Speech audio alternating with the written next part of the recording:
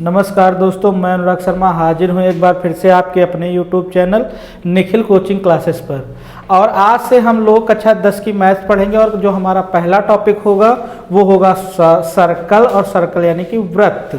और सर्कल क्या है, कैसे क्या करता है, कार्य क्या है इसके है, सब कुछ हम लोग पढ़ेंगे एक एक करके।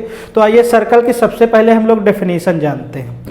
तो देखिए, जैसे सर्कल है हमारा the collection of all points, यानी कि ये जो सर्कल होता है ये एक हमारा कलेक्शन होता है, किसका, पॉइंट्स का एक कलेक्शन होता है। अब मान लो जैसे यहाँ से हम लोग ऐसे सर्कल बनाए ये, ठीक। अब ये सर्कल हम लोग बनाए तो इसमें देखो होगा क्या, जो ये सर्कल होगा हमारा ये कलेक्शन किसका होगा, यानी कि ये देखो ऐसे ये यहाँ पर पॉइंट लिए जाएंगे, इन पॉइंट्स का एक कलेक्शन होगा।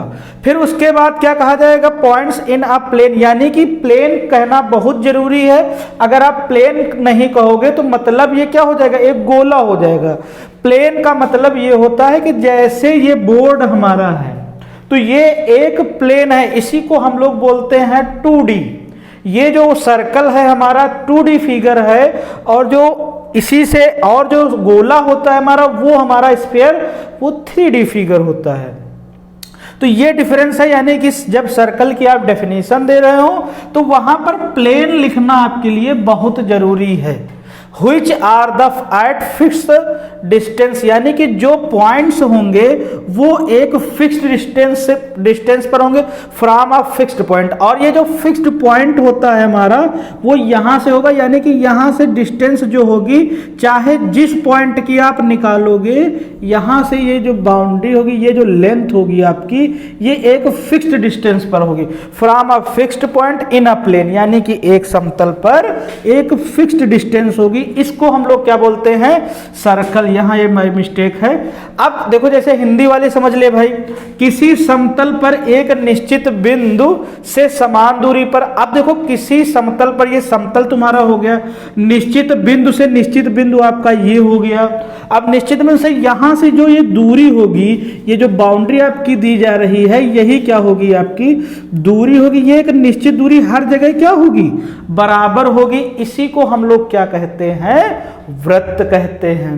तो यहां तक ये बात समझ में आई नहीं। अभी देखना आगे आपका यही सेंटर का काम करेगा, यही सेंटर होगा आपका। ये सेंटर से जो ये होगी आपकी, ये सरकमफेरेंस होगी, यानी कि ये आपका केंद्र होगा, ये परिधि होगी। इन दोनों के बीच की जो डिस्टेंस, ये जो डिस्टेंस कांस्टेंट डिस्टेंस है, इसी को हम लोग क्या कहेंगे, इसी को हम लोग कहेंगे रेडियस। समझ गए ना। तो ये देखिए अभी 1 बाय 1 करके हम लोग सभी लोग पॉइंट वाइज करके, और सभी लोग जो है अपने नोट्स आराम से बनाते हुए चले साथ ही साथ, और ताकि जिससे आपके नोट्स से अच्छा दुनिया में कोई नोट्स है नहीं। समझ गए ना। जो खुद से बनाओगे, ये नहीं कि दोस्त से मांग लेंगे। जो नोट्स होते हैं वो खुद से ही बनाए जाते हैं। वही समझ में, ये जो कंटेंट तुम लोग चिल्लाया करते हो ना कि ये पीडीएफ ले लेंगे, ये कंटेंट कुछ नहीं। जो नोट्स पढ़ रहे हो एक पास से सभी लोग पढ़ते चलो, एक पास से जो चीजें आप पढ़ोगे उन्हीं को लिखते चलो, वही नोट्स प्रॉपर आपके, उससे अच्छा कुछ भी नहीं है। समझ गए ना। तो आगे देखिए, आगे हमारी क्या डेफिनेशन, आगे की स्लाइड में क्या क्या दिया गया है। अब देखिए जब बात आती है सेंटर की, अब देखिए जो हमारा सेंटर होता है जिसको बोलते हैं केंद्र, the fixed point is called the centre of the circle, यानी कि जो सर्कल होता है हमारा, इसका जो एक फिक्स्ड पॉइंट होता है, जैसे ये हमारा सर्कल हुआ, इसका जो फिक्स पॉइंट होगा, मतलब ये फिक्स पॉइंट होगा, इसी से ये जो दूरी होगी, यही ये दूरी क्या होगी, बाउंड्री से जो इसकी दूरी होगी, ये एकदम हर जगह बराबर कांस्टेंट होगी। इसी को हम लोग क्या बोलेंगे, इसको बोलते हैं सेंटर। वृत्त पर स्थित सभी बिंदुओं से समदूरस्थ का मतलब क्या होता है, समान दूरी पर। समान समदूरस्थ बिंदु को वृत्त का केंद्र कहते हैं। इसी को हम लोग क्या कहेंगे, वृत्त का केंद्र। फिर यहां तक केंद्र तक बात आपकी समझ में आई कि नहीं आई। अब देखते हैं हम लोग अपनी अगली स्लाइड में अगला क्या दिया गया है। अब देखो बात करते हैं हम लोग किसकी, रेडियस की। Distance between circumference and centre is called radius, यानी कि डिस्टेंस बिटवीन ये जो सेंटर है आपका, ये सेंटर है आपका, ये है आपकी यही जो बाउंड्री है ना, इसी को हम लोग क्या बोलते हैं, इसी को हम लोग बोलते हैं सर्कमफेरेंस, जिसको बोलते हैं हिंदी में परिधि। अब सर्कमफेरेंस परिधि और केंद्र के बीच की जो डिस्टेंस होती है, दूरी होती है, उसी को हम लोग क्या बोलते हैं, त्रिज्या। अब देखो एक चीज और, इसमें आप चाहे जितनी लाइन ये त्रिज्या के सेंटर से अगर सर्कमफेरेंस यानी कि केंद्र से अगर परिधि को आप चाहे जितनी ये लाइनें खींचो, इन सब की जो डिस्टेंस होगी वो क्या होगी, इक्वल होगी। यानी कि ये सब चाहे जहां अपना वो चाहे ये सबकी जो डिस्टेंस होगी वो क्या होगी, इक्वल होगी। तो ये बात हमारी आ गई किसकी, ये रेडियस की बात हो गई हमारी, किसकी, रेडियस की। अब हम लोग बात करते हैं अपना अगला, देखो पॉइंट क्या है हमारा। तो यहां तक बात क्लियर हुई कि नहीं। अब रेडियस के बाद देखो बात आती है डायमीटर, व्यास की। ठीक, अब देखिए डायमीटर क्या होता, straight line that goes from one side to the other of a circle passing through the centre is called the, यानी कि जो ये लाइन होगी, ये मान लो आपका क्या है, ये है आपका सर्कल। अब ये सर्कल है आपका और ये है आपका सेंटर। अब देखो इस सेंटर से जो लाइन होकर जाएगी और दोनों तरफ किसको, सर्कमफेरेंस को टच करेगी। ठीक, इसी को हम लोग क्या बोलते हैं, इसी को हम लोग बोलते हैं डायमीटर, यानी कि व्यास। और ये जो व्यास होता है हमारा, डायमीटर होता है, ये किसी भी सर्कल की सबसे बड़ी कॉर्ड जीवा होती है। इसी को ये सर्कल की सबसे बड़ी कॉर्ड भी कहते हैं। और जो इन दोनों में रेडियस, ये यहां से देखो, यहां से यहां तक ये क्या हुआ हमारा, रेडियस। इसको रेडियस को आर से डिनोट करते हैं, ये भी रेडियस है।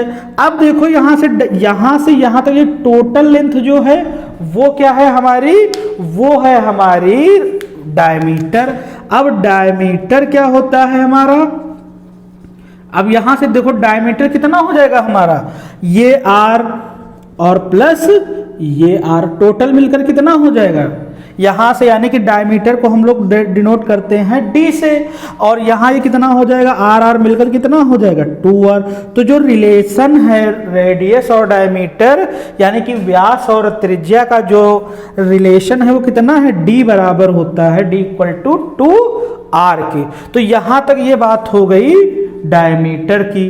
ठीक, अब देखो एक क्वेश्चन और बनता है कि जैसे अभी हम रेडियस की बात करें तो एक, अब पॉइंट की बात करें तो ये दोनों चीजें देखो इसी तरीके से रिलेट करेंगी। और ये जो ऑप्शनल क्वेश्चन अब की बार आएंगे ना 20 नंबर्स के, उनमें आने के ये इनके चांसेस बहुत ज्यादा हो जाते हैं। ठीक, अब देखिए आगे क्या है अगली स्लाइड में। अब देखिए हमारा है सेमी सर्कल।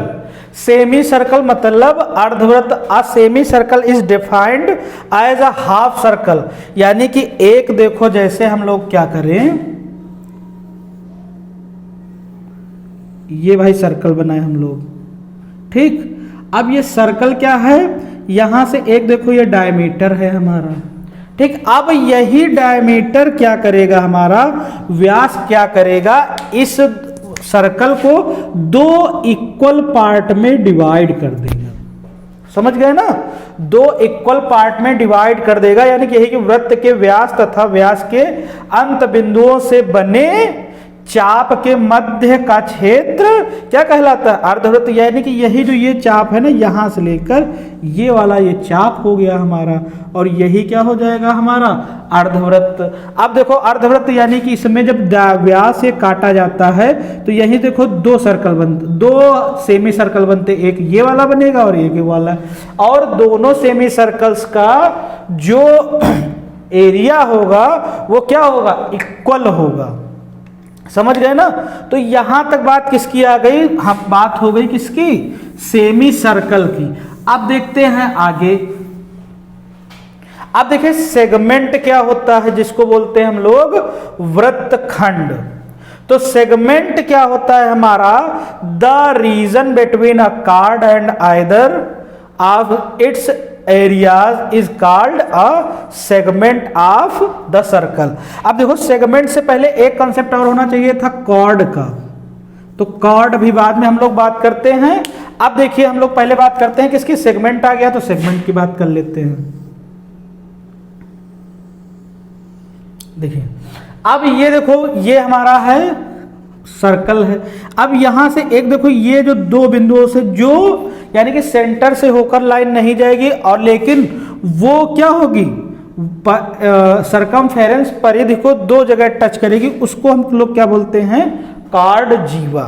अब जीवा जो है, जीवा है, अब देखो यहां से कितने, अब देखो यहीं पर जो हमारे होंगे दो वृत्तखंड, मतलब दो सेगमेंट बनेंगे आपके, कौन से, एक ये सेगमेंट बना और एक ये सेगमेंट बना, ठीक। अब यहां तक दो सेगमेंट आपके बने। अब देखो इनको बोलते हैं सेगमेंट को क्या है, जो देखो यहां से ये आर्क क्या है, ये वाली बड़ी आर्क है और ये जो है छोटी आर्क है। आर्क का मतलब होता है चाप, यानी कि ये बड़े चाप द्वारा बनाया गया वृत्तखंड है और ये छोटे चाप द्वारा बनाया वृत्तखंड है। इस बड़े चाप द्वारा जो बनाया गया वृत्तखंड है, इसको हम लोग बोलते हैं मेजर सेगमेंट, मेजर सेगमेंट। और यानी कि इसको बोलते हैं हम लोग दीर्घ वृत्तखंड, दीर्घ वृत्तखंड, मेजर सेगमेंट। और इसको हम लोग क्या बोलते हैं, माइनर सेगमेंट, यानी कि इसको बोलते हैं हम लोग लघु वृत्तखंड। तो ये बात हो गई। अब देखो इनके एरिया या कैसे क्या निकले जाएंगे वो हम लोग बाद में बात करेंगे। तो यहां से ये बात समझ में आई। अब देखो यहीं पर एक कंसेप्ट और समझ लीजिए, मेजर आर्क और माइनर आर्क का। अब देखो मेजर आर्क क्या होगी, यहां से यहीं से जो कॉर्ड है ये जीवा इसको डिवाइड कर रही है यहां पर। अब ये देखो जो ये आर्क है आपकी, इसको हम लोग क्या बोल देंगे, इसको हम लोग बोलते हैं मेजर आर्क, मेजर आर्क, यानी कि इसको बोलते हैं दीर्घ चाप। मान लो यहां पर हमने ये ए बी ये नाम दिया, तो दीर्घ चाप, इसको नाम हम लोग देंगे दीर्घ चाप। अब देखो चाप को प्रदर्शित कैसे करते हैं, डिनोट कैसे करते हैं, ये ए बी। अब अगर हमको मेजर ये करना है तो यहां क्या करेंगे, केवल ए बी के ऊपर ऐसे बना देंगे चाप, आर्क लगा देंगे। अब अगर मान लो ये और यहां क्या लिखते हैं मेजर आर्क, तो ये बात किसकी हो रही, ये इसकी बात हो रही है, ठीक। अब इसके बाद किसकी बात की जाए, मान लो ये लघु चाप की बात की जाए, तो जो लघु चाप हमारा यानी कि माइनर आर्क जो होगा, माइनर आर्क क्या हो जाएगा, इसको भी लिखेंगे हम लोग ऐसे ही, ठीक ना। तो इसको हम लोग इस तरीके से। अब देखो एक चीज और समझ लो कि यानी कि जैसे जीवा लिखना है, अब जैसे जीवा कॉर्ड लिखना है हमें, कॉर्ड इसको बोलते हैं हम लोग जीवा।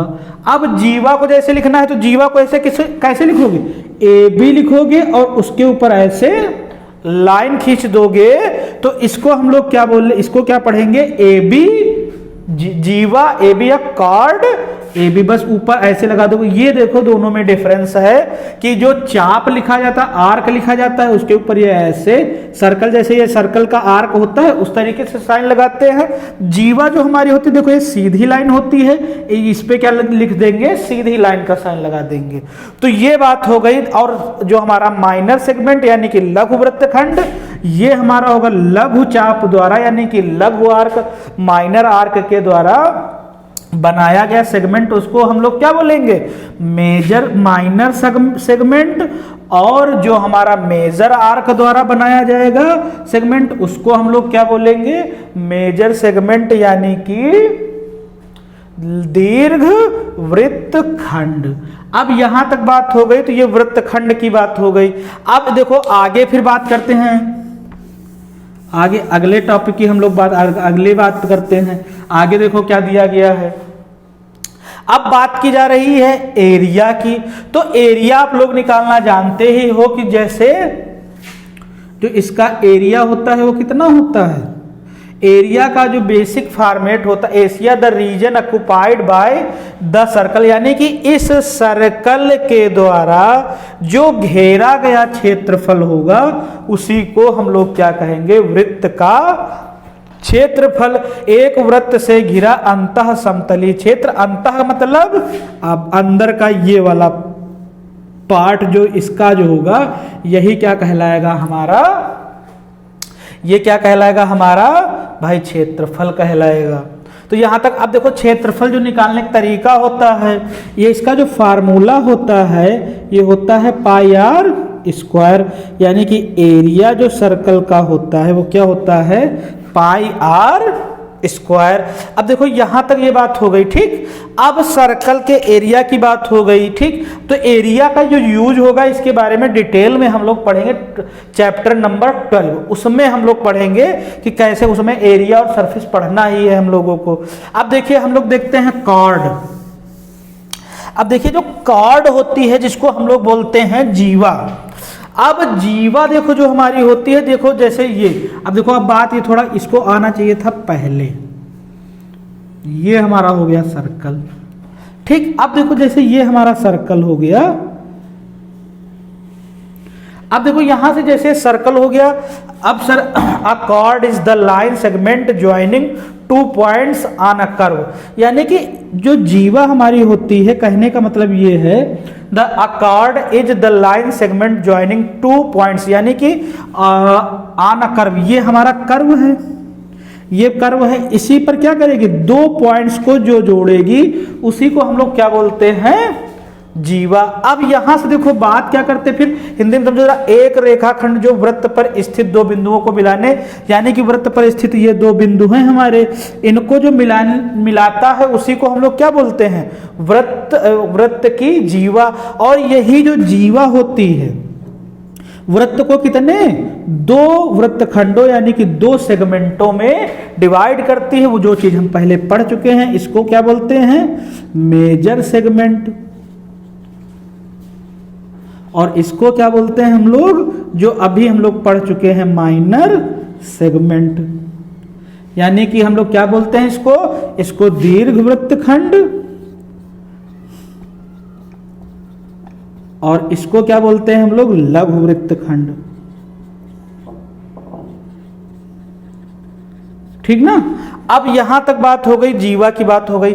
अब देखो जीवा, अब देखो जैसे जीवा की बात हम लोग करें तो जीवा जैसे है हमारी, तो देखो अब ये नहीं कि इसमें जीवा एक ही खींची जाती, थोड़ा एक प्रॉपर्टी देख लो। जैसे ये हमारी जीवा थी, ठीक, ये जीवा हमारी है ए बी, ठीक। अब यहां से मान लो एक हम लोग केंद्र से क्या डाल रहे हैं, इस पर परपेंडिकुलर। अगर हम लोग केंद्र सेंटर से इस पर परपेंडिकुलर जीवा पर डालेंगे तो लंब क्या करता है हमारा, परपेंडिकुलर क्या करता है, वो 90 डिग्री का एंगल बनाता है कि नहीं बनता है। अब देखो आप ये कंसेप्ट कैसे आया, मतलब ये जो लाइन हमारी होती है, ये लाइन हमारी कितने डिग्री की होती है, 180 डिग्री को, जिसको हम लोग बोलते हैं स्ट्रेट एंगल। क्या, स्ट्रेट एंगल। और स्ट्रेट एंगल जो हमारा होता है उसको, वो कितने डिग्री का होता है, 180 डिग्री का। अब स्ट्रेट एंगल इसी को हम लोग बोलते हैं रिज कोण, सरल कोण। ये सरल कोण, अब इस पर जैसे हम लोग ऐसे परपेंडिकुलर डालेंगे, अब परपेंडिकुलर जैसे हम लोग डालेंगे वो तो कितने डिग्री का बनता है, परपेंडिकुलर जो हम लोग डालेंगे वो भाई क्या करता है कि इसको 90 और 90।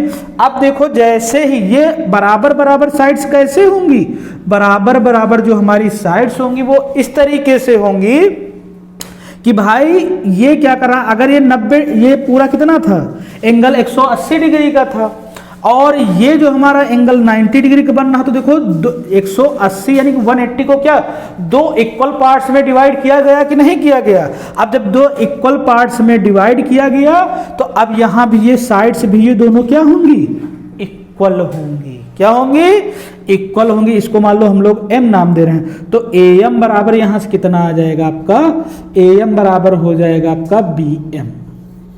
समझ गए ना, ये यहां से आता है, ऐसा नहीं कि लंब डाल दिया बस हो गया। ओरिजिनल जो इसके पीछे कहानी है वो भी जानो कि कॉन्सेप्ट क्या लग के यहां पर क्या। अब देखो यहां से जैसे रेडियस है ये, ठीक, और ये रेडियस है, ये रेडियस है, ठीक। अब इनकी जो रेडियस की जो ये रेडियस जो होगी ये भी क्या होगी, ये रेडियस भी, ये भी दोनों रेडियस तो इक्वल होंगी ही होंगी। अब देखो मान लो जैसे इसी नाप की यानी कि AB के साइज की यहां हम लोग एक और जीवा खींचे, यानी कि मतलब कहने का समझो कि ये जो हमारा AB है, जैसे AB की यानी कि अगर ये AB मान लो हमारी 4 और 4 टोटल जो हमारी ये है AB कितनी है 8 सेंटीमीटर की है।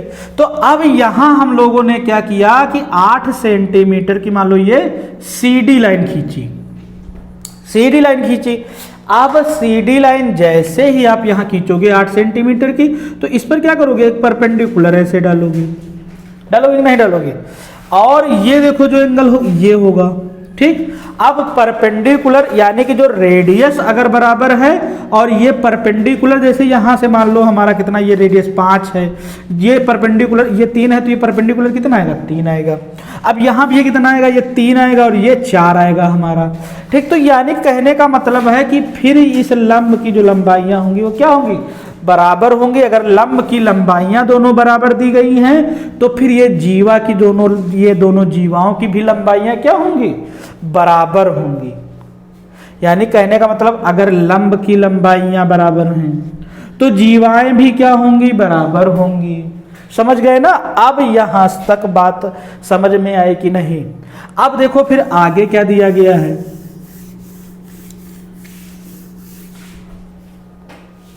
आगे देखिए क्या दिया गया है हमारा, चाप, आर्क। अब देखो जो आर्क है हमारा, आर्क हमारा क्या होता है, आर्क मान लो जैसे ये हमारा सर्कल है।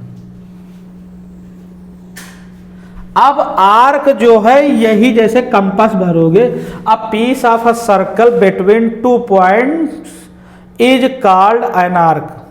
यानी कि जो अगर वृत्त की परिधि का कोई भी भाग वृत्त का चाप कहलाता है। मान लो जैसे हमने क्या किया कि यहां पर 2 पॉइंट्स लिए, ये A है और ये B है, तो ये जो पॉइंट होगा, ये पोर्शन होगा, ये क्या होगा हमारा, ये कहलाएगा आर्क AB, आर्क AB।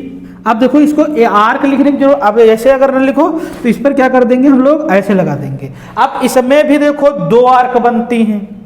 एक देखो AB ये कौन सा बना, एक ये भी बना और एक ये भी, तो ये पूरा बड़ा वाला ये भी तो आर्क ही तो है कि नहीं है, ये भी दोनों पूरा क्या है, ये भी आर्क है। तो देखो एक इसमें से फिर से माइनर मेजर वाला कंसेप्ट बनेगा, बनेगा कि नहीं बनेगा। अब यहां क्या होगा आपका, ये होगा आपका बड़ा वाला आर्क, इसी को हम लोग क्या बोलते हैं, दीर्घ चाप। दीर्घ चाप का मतलब क्या होगा, इसको हम लोग नाम क्या देंगे, मेजर आर्क। इसको क्या नाम देंगे, AB, मेजर आर्क AB, ये नाम दे दिए। इसको नाम देंगे मेजर माइनर आर्क AB, ये हो जाएगा, इसको ये नाम दे देंगे। तो इसी को हम लोग मेजर को क्या बोलते हैं, दीर्घ चाप, दीर्घ चाप, और इसको माइनर को क्या बोलते हैं, लघु चाप। तो यहां तक ये बात हमारी हो गई लघु चाप और दीर्घ चाप की, ठीक ना। अब फिर आगे हम लोग देखते हैं क्या है हमारा, आगे देखिए सेक्टर, त्रिज्य खंड जिसको हम बोलते हैं।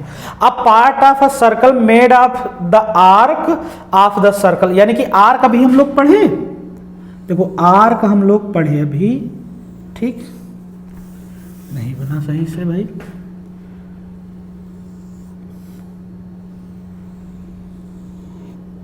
देखिए ये हुआ, ये हमारा सर्कल, मान लो ये आर्क है हमारी AB, ठीक।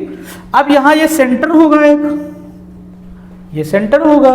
अब सेंटर से क्या करेंगे हम लोग, आर्क के दोनों पॉइंट्स को क्या कर देंगे, मिला देंगे। तो ये जो पार्ट बना, ये जो ये रेडियस के द्वारा जो ऑक्युपाइड एरिया हुआ, इसी को क्या हम लोग बोलेंगे? त्रिज्यखंड सेक्टर। इसको हम लोग क्या बोलते हैं? सेक्टर, यानी कि त्रिज्य खंड। अब देखो त्रिज्य खंड जैसे बनाओगे तो जब आपकी आर्क 2 बन रही थी, उसी तरीके से इसमें सेक्टर यानी कि त्रिज्य खंड भी कितने बनेंगे? वो भी हमारे 2 बनेंगे या नहीं बनेंगे? बोलो, वो भी तो हमारे 2 बनेंगे। अब देखो यहां से, यानी कि ये कैसा त्रिज्य खंड? एक ये भी तो त्रिज्य खंड, ये भी त्रिज्य खंड है तो है। बोलो, ये भी त्रिज्य खंड, ये भी आर्क के द्वारा बनाया, यानी कि देखो कहा a part of a circle, a part of a circle made of the arc, यानी कि वो पार्ट जो आर्क के द्वारा बने उसको क्या बोलते हैं हम लोग? along with its 2 रेडिया, यानी कि 2 रेडियाई का मतलब 2 त्रिज्याओं के द्वारा। अब यहीं से देखो क्वेश्चन हमारा ये क्या बन जाएगा? ये हो जाएगा O। अब ये दो क्या हुए? 2 पॉइंट हुए। अब इनको मिलाया हमने तो क्या रेडियस आई। अब एक ये हुआ हमारा कौन सा? इसी को ये छोटा त्रिज्य खंड बना, और ये वाला कौन सा बनेगा? बड़ा वाला त्रिज्य खंड। तो इसको हम लोग क्या नाम देंगे? ये छोटे वाले को माइनर सेक्टर, सॉरी, और इसको हम लोग क्या नाम देंगे? मेजर सेक्टर, यानी कि इसको हम लोग क्या बोलेंगे? दीर्घ वृत्तखंड, त्रिज्यखंड, सॉरी, त्रिज्यखंड। और इसको क्या नाम देंगे? लघु वृत्तखंड। ये इतनी बात हो गई हमारी, ठीक। तो इसमें यही, अब त्रिज्यखंड निकालने का फार्मूला वगैरह भी होता है। जो त्रिज्यखंड निकालने का फार्मूला होता है वो होता है पाई r स्क्वायर थीटा बटे थीटा अपान 360। तो ये होता है हमारा एरिया निकालने का, ठीक। तो इसके बारे में हम लोग आगे बात करेंगे। अभी जो टॉपिक है हमारा वो कौन सा है? वो है हमारा एंगल वगैरह, एंगल बेस्ड वाला। अब देखो यहां इसके बाद, अब भाई देखो सरकमफेरेंस की बात करते हैं, परिधि की। The length of the complete circle is called its circumference. अब जैसे ये हो गया हमारा सर्कल, ठीक। अब वृत्त के चारों ओर की वक्र लंबाई, वृत्त की परिधि, यानी कि ये जो पूरा सेगमेंट होगा, यही ये जो पूरी ये लेंथ होगी, ये हमारी क्या होगी? इसी को हम लोग क्या बोलते हैं? इसी को हम लोग बोलते हैं क्या? परिधि, सरकमफेरेंस। अब ये सरकमफेरेंस होगी, और इसका जो फार्मूला हमारा होता है, सरकमफेरेंस इक्वल टू होता है हमारा 2 पाई r। यहीं से अगर चाप वगैरह का निकालना होता है तो थीटा बाई 360 होता है। वो आगे बताएंगे हम लोग, अगले टॉपिक में डिस्कस करेंगे। अब देखिए इसके बाद क्या है, बस ठीक, चलिए आगे पढ़ते हैं हम लोग आगे अगले वीडियो में। तब तक के लिए धन्यवाद। और आप लोगों से जो एक विनती है कि आप लोग ज़्यादा से ज़्यादा लोगों को अपने साथ जोड़े, और आपकी डेली क्लासेस चलेंगी, ठीक है ना। और तब तक के लिए धन्यवाद।